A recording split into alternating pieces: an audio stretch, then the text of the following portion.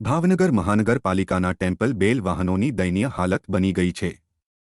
વારંવાર રોડ ઉપર ધક્કા મારીને ટેમ્પલ બેલ વાહનોને શરૂ કરવા પડી રહ્યા છે અથવા અન્ય વાહનો સાથે ટેમ્પલ બેલ વાહનોને બાંધવી પડે છે તેવી સ્થિતિ સર્જાઈ છે। લાખો અને કરોડો રૂપિયા સ્વચ્છતા અભિયાન પાછળ વાપરવામાં આવે છે, પરંતુ આ કચરો ઉપાડતા વાહનો હવે કંડમ હાલતમાં થઈ ચૂક્યા છે।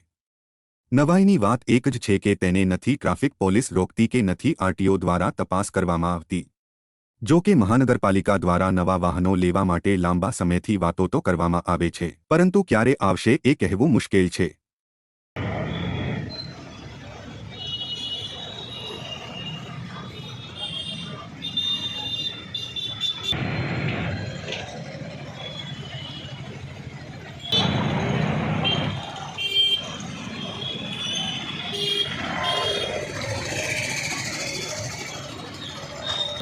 કેમ ગાડી બંધ પડી છે મોટા ભાઈ?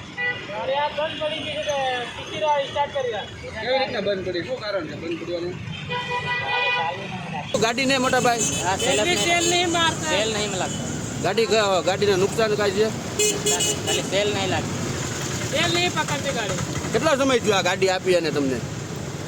तो कढ़ाई वर થઈ જાય હે મારે 1 મહિના થાય। 500 ટન આવી રીતના અમે જ થાય છે બધા રસ્તામાં?